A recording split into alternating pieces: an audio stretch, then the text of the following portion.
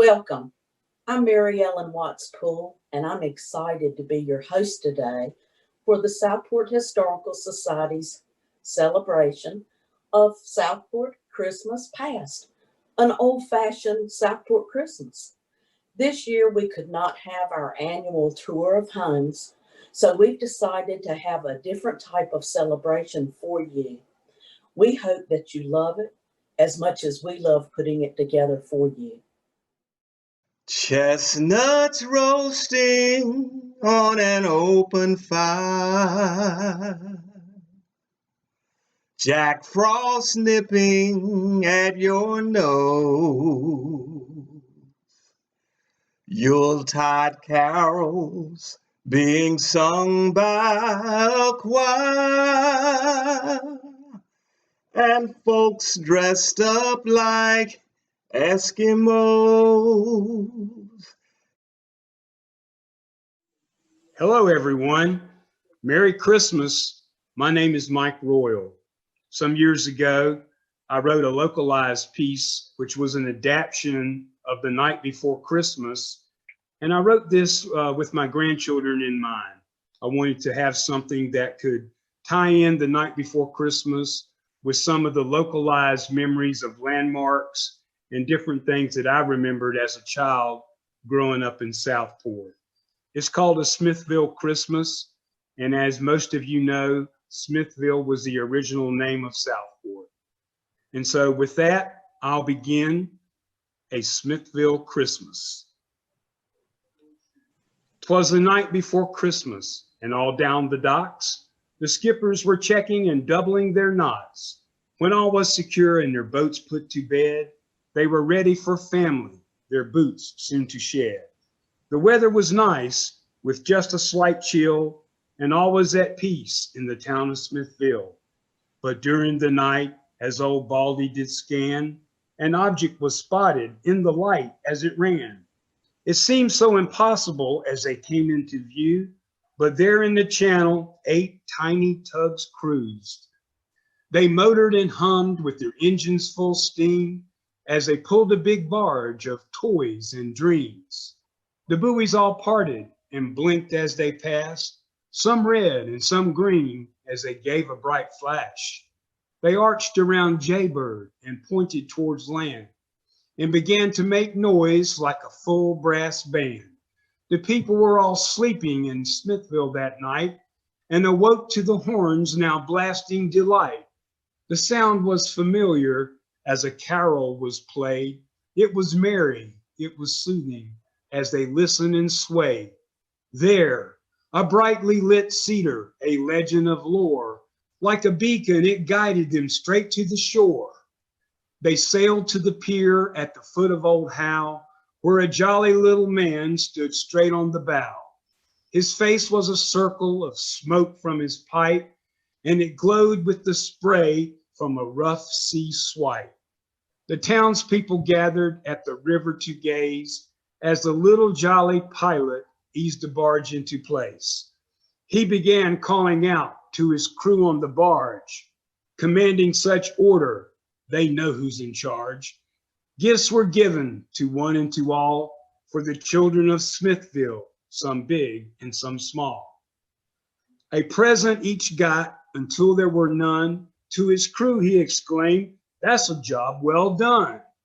With the help of townfolk, they cast off with a cheer, and he pulled the barge back down the Cape Fear.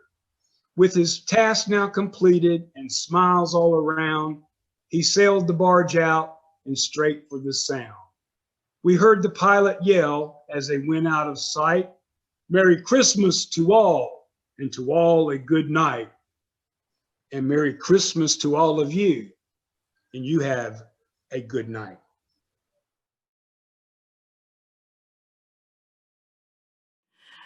Good morning. My name is Ginger Harper, and I am the daughter-in-law of Margaret Taylor Harper and the wife of James M. Harper III, who was the photographer for the Stateport Pilot for many years.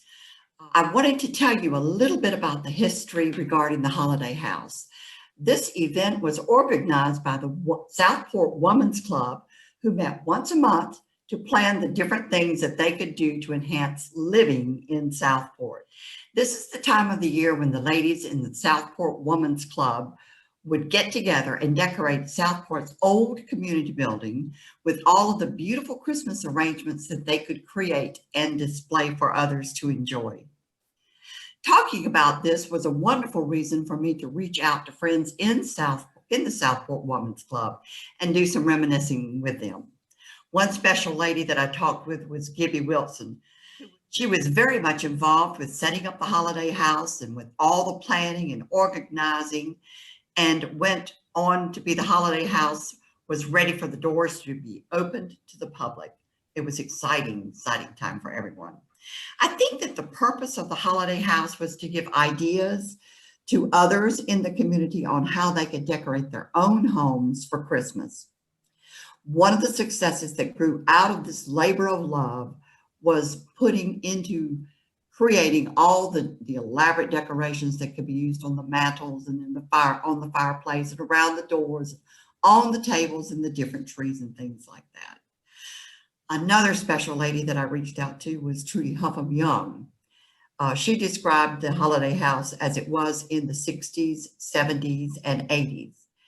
These ladies would decorate the tables with lovely greenery, holiday greenery with colored ornaments and lights, and anything that they could think of to use to make the rooms festive. They did many trees and the mantles to show the community what can be done in their own homes. And I think this was just such a great way to do this. They would use shells and feathers and colored glasses and orbs, cranberries and greenery of cedar and pine, and even straw to fashion little straw ornaments to be used on the tree. Besides the decorations, the ladies offered punches, of which I have one of the recipes, with cakes and cookies and candies. And one of the favorite specialties back then was the cream cheese and cucumber sandwiches, of course, with cut into quarters and then with the crust cut off, of course. They even had entertainment. They had the C Notes Choral Society to perform many concerts for us to enjoy. They had Trinity Methodist Church, the Baptist Church, and their choral societies or their choirs to perform for us. And it was just a fun time to be had by all. Some of the musicians that would play would do guitars and violins and trumpets and saxophones. And it was just nice to get this talent, this local talent for us all to sing along with the music that they made. Dr. Conrad was always a favorite. He was a local dentist that often played the carols and we would sing to those carols. I remember vividly the year that the Women's Club created a poinsettia tree in the middle of the room. It was one of the most gorgeous things that I think I'd ever seen. There must have been over 100 poinsettias making up the tree, and it stood about 10 feet tall right in the center of the room. The ladies in the Women's Club worked for months on end creating and planning and organizing the community building for this one event. It was free for the public. They wanted all to come and share, all visitors, locals, anyone that came in, they wanted to be able to show what they had done. Here are the little dancers doing the Nutcracker Suite. Our children would go to the dance classes and learn these steps, and then a small portion of the Nutcracker would be performed. Then you've got the beautiful Christmas tree decorations. The first tree that you see over there is decorated with ornaments from pins or necklaces or things like that, made up of beads and baubles. And of course, the Christmas tree at the top middle looks to me like it's got some popcorn on it. And that was always fun to sit around with the children and string popcorn or cranberries for the trees.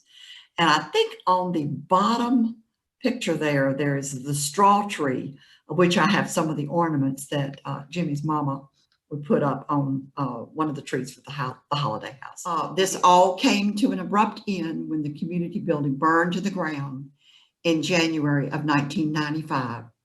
I think it would be so nice if we could revive some of these traditions that were a part of our community back in that time period.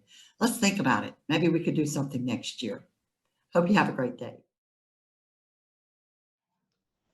Hello and welcome to our virtual Christmas show today from the Historical Society. I'm Pat Kirkman and I will be reading for you today an article that was written by Susie Carson, and this was back in 1996 that Susie wrote this. Susie has now passed away. She left us in 2008.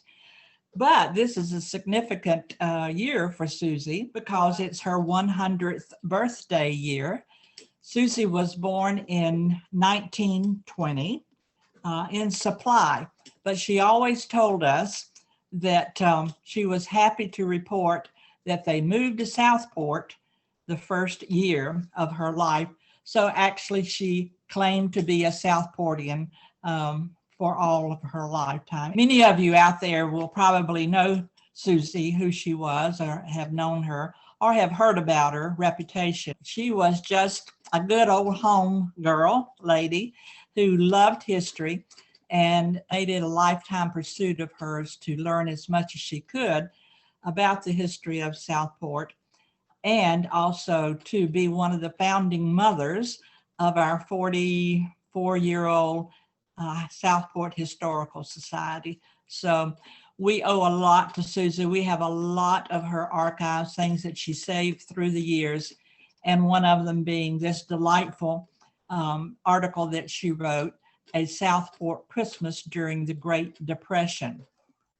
At our house, preparations for the big day began about a week before, or maybe just a little bit earlier, as 3 young children began fashioning colored paper chains for the Christmas tree.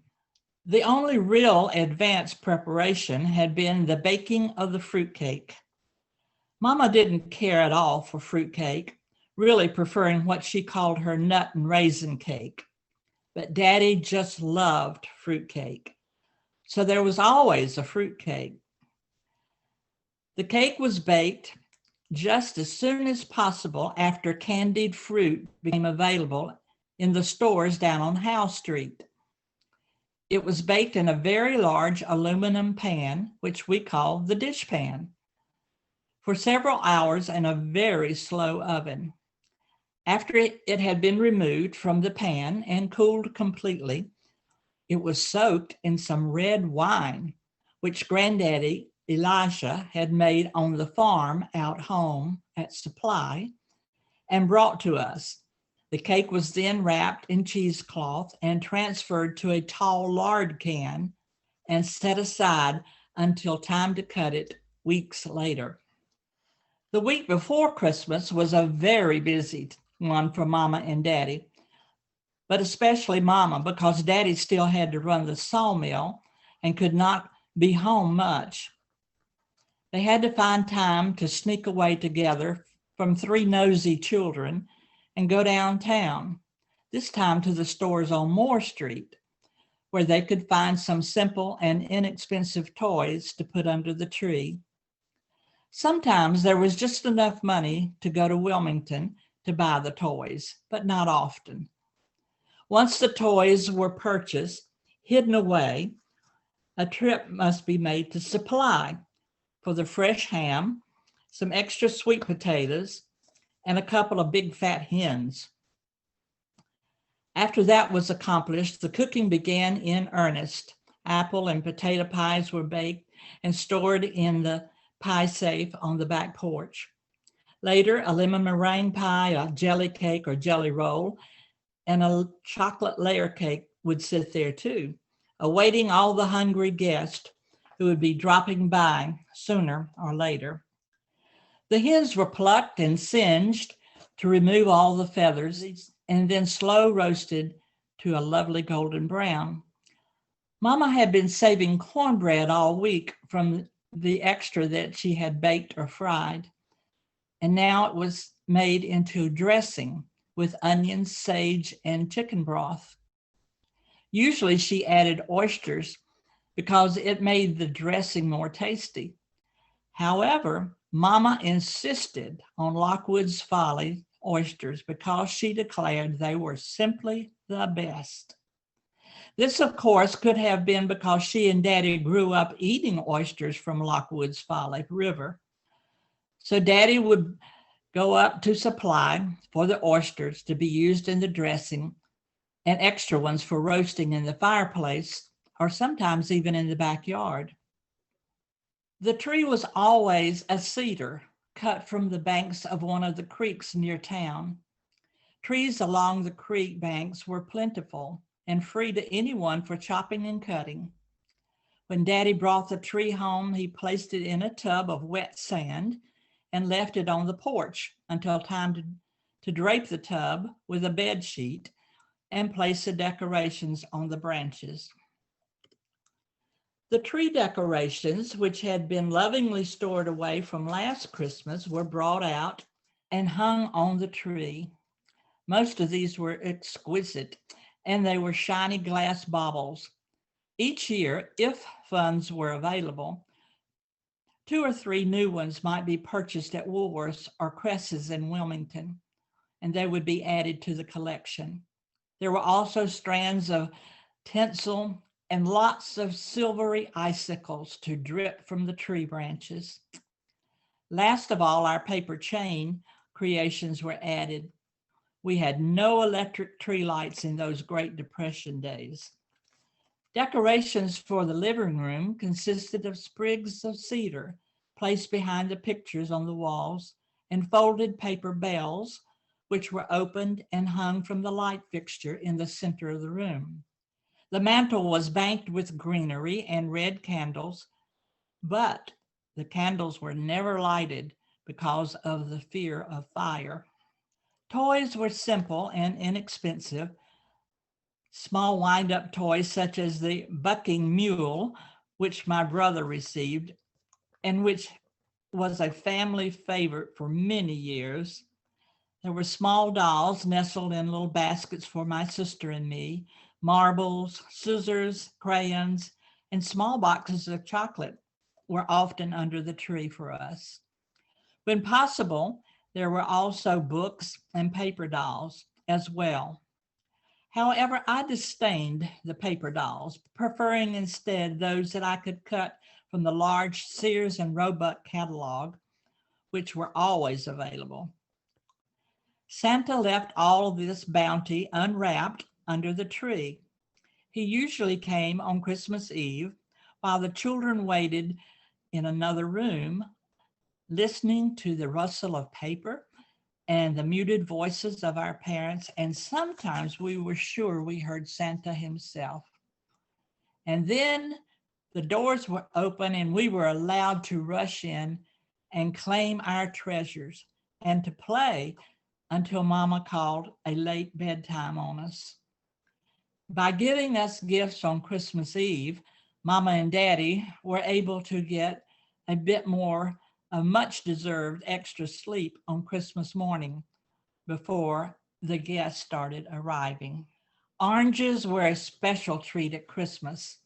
Bananas could be purchased at the stores most of the time, and we always had apples and pears from the old home place.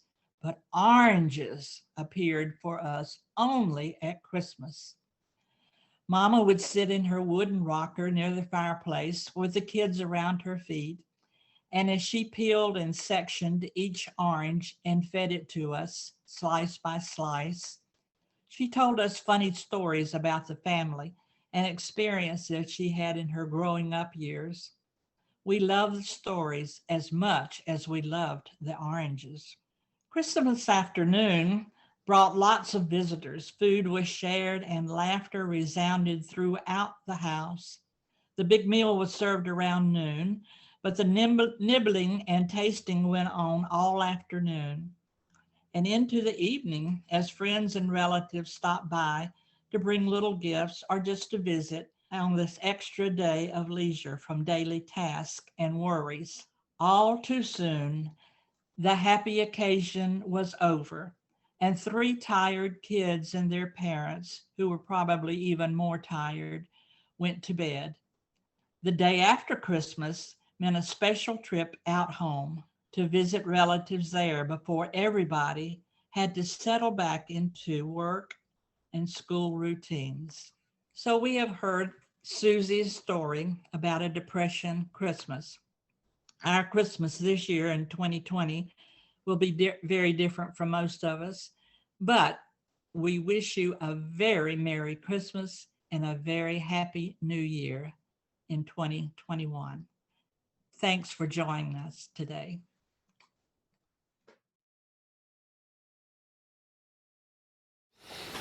Hello, my name is Charles Drew. I am the fire chief for the City of Southport Fire Department. I'm also a native of Southport, born and raised here, and fourth generation firefighter with the City of Southport Fire Department. One of my fondest memories as a child, my grandfather, Billy Drew, being a very active member of the Southport Fire Department, the beginning of December would get dressed every year in his fireman's uniform, and we would head down to the fire station to ride on the fire trucks because Southport Fire Department would escort and bring Santa Claus to town. This tradition, the best we can find and recollect, began under Chief Orman Leggett's administration as chief of the fire department. Chief Leggett and his wife never had children, but always loved children. And it's said that Chief Leggett got together and decided that they would escort Santa Claus to Southport on a fire truck. And that tradition started many, many years ago. We know for a fact that Chief Greg Cumby, who was fire chief before I was put in as the chief of Southport Fire Department, in the early 1950s as a child rode on top of the fire trucks and escorted Santa Claus to town when his father was a fireman. So we've got a strong tradition that's probably, we know of now, is about at least 80 years old. It could be even older than that. And it's a tradition that I don't know of any other fire department in North Carolina participates with the fire department escorting Santa Claus to town. And the main goal was to provide a kid's dream of always being able to ride on a real fire truck. And, well, today we have the Light Up the Night Christmas Parade in conjunction with WinterFest in Southport, North Carolina, which is a week set aside for winter activities and Christmas activities. And we have mixed a lot of tradition in with WinterFest. And the fire truck parade is still a great part of a family tradition in Southport. And on Friday of that week, WinterFest culminates with the fire truck parade. It has evolved. Today, the Light Up the Night Christmas Parade, we have floats and bands and antique cars and marching troops, and then we still have about 35 fire trucks. The parade started with 2 fire trucks almost 80 years ago, but today has about 35 pieces of equipment from Southport Fire Department, and then we also invite other fire departments from the county to participate because we have so many children that want to ride fire trucks. We try to accommodate all of them and bring that fire equipment into town to do that. So this tradition has evolved into a bigger parade with a lot more participants than what it started 80-some years ago. However, the main goal and the main theme is to make sure that the kids get to ride the fire trucks, and we still make sure that tradition is held fast in Southport. Another great tradition when we escort Santa Claus into town is that Santa Claus has always visited Ocean Trail Convalescence Center, has always visited Dozier Memorial Hospital, the emergency room, and patients on the floor, bringing some holiday cheer and a smile to their face. People that are sick and shut in, we make house visits, and we've always made sure that tradition has been kept up in Southport with Santa Claus visiting those that are in the hospital and that are sick. Another tradition of the Southport Fire Department has been an annual banquet at the end of every year. They've had it many different places. The Ship's Chandler, before it was Ship's Chandler and it was Max Cafe. Then it was transferred and had at the Sand Fiddler Seafood Restaurant, and then the Southport Community Building, and it's evolved and been other places. And we're so thankful to be able to continue that tradition in Southport, honoring our volunteers and our retired firefighters as well. through the years. So these Southport traditions we hold very dear and near to our heart. This year, in uncertain times with the pandemic and COVID, things are going to be a little bit different. But you know what? Santa Claus is still coming to town. We may not be able to have the Light Up the Night Christmas parade this year and gather at the fire station with a large crowd, but we're going to be dividing our district up into a grid and advertising Santa Claus coming through your neighborhood on a Model T fire truck or one of our fire apparatus. That's been another tradition since our Model T, 1922 Model T fire truck has been restored since the early 90s. It's been very integral part of Christmas in Southport by bringing Santa Claus into town and parading him through the streets of Southport. It's so wonderful to see today grandparents bringing their grandchildren to fire headquarters to get on the fire trucks, and they tell me, Chief, I used to ride the fire trucks when I was a kid. So it's great. That was one of my greatest memories growing up, is coming to the firehouse with my granddad and getting on top of the fire truck and parading through town, bringing Santa Claus to town. So Southport is a strong and a resilient city full of history and tradition, and a Southport Christmas is the best Christmas that you will ever be able to have, celebrating it with family and friends and remembering these great traditions and these great historical events. So even in uncertain times, I want to wish you a very Merry Christmas from Southport Fire Department, from Chief Drew and his family, and a very happy New Year. Please stay safe. Hey everybody, welcome to Bald Head Island, North Carolina. My name is Travis Gilbert. I'm the Educator and Collections Coordinator for the Old Baldy Foundation. And we want to thank everyone for this opportunity to bring an old-timey Southport Christmas to you. We are here to talk about how Christmas was celebrated at the Keepers' Cottages located at Cape Fear Light Station. Now, Cape Fear Light Station is missing from the horizon behind me. What you see are the three 1903 Keepers' Cottages that house the three lightkeepers that operated Cape Fear Light Station. Cape Fear Light Station would have been poking out beyond that ridgeline on the horizon. From 1903 to 1958, Cape Fear Light Station warned mariners of the dangers of frying pan shoals, extending a little over 20 to sometimes 30 miles off of the pitch of Cape Fear. You may know it as the southern terminus of the graveyard of the Atlantic. So can you picture a 150-foot light tower behind me flashing, warning mariners of the dangerous graveyard of the Atlantic off Bald Head Island shores? Now, this compound behind me that has survived the three Keepers' Cottages are known locally as Captain Charlie's Station, because one man served for 30 years as principal keeper of Cape Fear Light Station. His Christian name was Charles Norton Swan, but we all know him as Captain Charlie. And Captain Charlie was afforded 2 assistant keepers to help him with his duties and responsibilities in operating and maintaining Cape Fear Light Station for the benefit of those mariners offshore. Now, the families would have celebrated many a Christmas here at the Keepers' Cottages, and one Christmas was extra special. It was the Christmas of 1911. It was the last Christmas that Captain Charlie and his first wife spent here at Bald Head Island. The next year in 1912, the family actually moved over to Southport, where they maintained a residence on West Street. And this cottage behind me just served the family and Captain Charlie when they were on location for the job.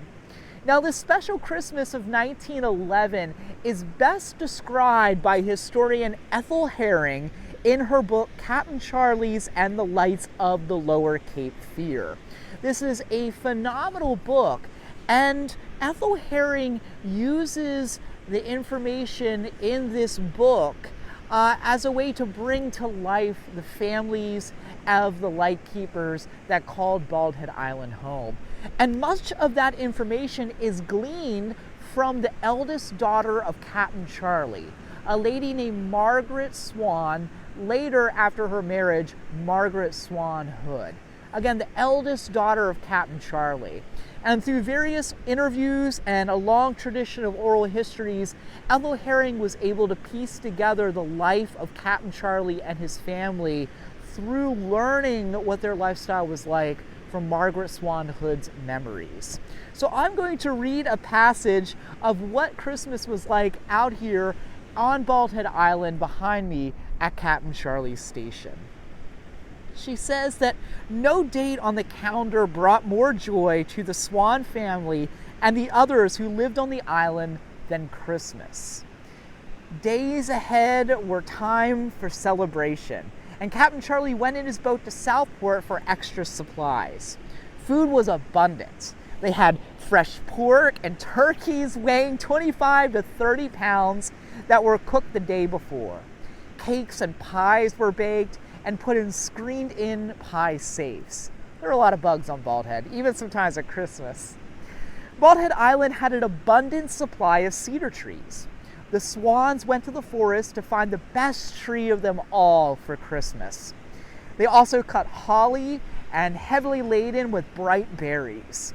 Grandmother Pizarro, this is Captain Charlie's wife, Marie Pizarro, her mother. Grandmother Pizarro sent a big box of decorations for the tree each year from Charleston, where she lived. On Christmas morning, there was a reading of the story of the birth of Christ from the Bible and the singing of carols. Though Captain Charlie did not smoke or drink, he had an open house for the men of the old life-saving station and his own assistants. The life-saving station is a precursor to the United States Coast Guard, and the original station was actually just beyond that horizon on Bald Head Island's East Beach. So if the lighthouse that Captain Charlie operated were warning mariners of the dangers of frying pan shoals, if those mariners were ever to get into trouble out on the shoals, the life-saving servicemen would go out and perform a heroic rescue to bring those mariners back to safety. So the life-saving servicemen were just as much of a part of this community as the lightkeepers and their families, and it only seems natural that they would be a part of this Christmas celebration in 1911. So they says, for these life-saving servicemen at this open house, cake and coffee and port wine were served and good cigars were given to the men. Some had to stay on watch, so the men took turns coming to visit with Captain Charlie and his wife. Now specifically, in 1911, there was a community tree for the 7 families on the island from the life-saving station crew and the lightkeepers. Each person gave Mrs. Burns' daughter $1. And Mrs. Burns' daughter refers to Edgar Burns, who was one of the assistant lightkeepers serving with Captain Charlie here at Cape Fear Light Station. So that assistant keeper's daughter, Mrs. Burns' daughter, was given $1 from each member of the community. And she went across to Southport and bought a gift for every resident on Bald Head Island. These she beautifully wrapped and put under the community Christmas tree up here on the horizon behind me. When the big night arrived, there was much excitement. Word was whispered around that there was an extra surprise in store, a secret that caused great speculation. The Bible story was read, there was singing followed by the distribution of gifts. Next, the grand surprise. Grandmother Pizarro from Charleston sent a big box of fireworks that year in 1911. Then the fun really began. So it doesn't take much for the imagination to create this image of Christmas behind us, concluded in the year 1911 with fireworks illuminating the horizon out here on the pitch of Cape Fear on Bald Head Island. So from everyone here at the Old Baldy Foundation, North Carolina's oldest standing lighthouse, we wish you and your families a most Merry Christmas and a Happy New Year. Dashing through the snow in a one-horse open sleigh, over fields we go, laughing all the way. Bells on bobtails ring, making spirits bright. What fun it is to ride and sing a sleighing song tonight. Oh, jingle bells, jingle all the way. Oh, what fun it is to ride in a one-horse open sleigh. Hey, jingle bells, jingle all the way. Oh, what fun it is to ride in a one-horse open sleigh. Silent night, holy night, all is calm, all is bright, round yon virgin mother and child. Holy infant, so tender and mild, sleep in heavenly peace, sleep in heavenly peace. We hope you have enjoyed our Southport Christmas past. We want to thank all of the folks who were instrumental in making this video happen. We want to thank them for putting the pieces of the puzzle into the box. And we want to especially thank Julie Newton for taking those pieces out of the box, putting them together to complete this video. Julie, we really appreciate your support. We appreciate your artistic talents, and you have certainly made your family proud in continuing the artistic abilities that have been provided to our community. We also want to thank the viewers. We appreciate you for celebrating with us today and for watching our videos in the past. If you're not a member of the Southport Historical Society, we welcome you and encourage you to please join and help us preserve our past. We would like to wish you all a very Merry Christmas and prosperous New Year. And we want to remind you to keep the memories near always.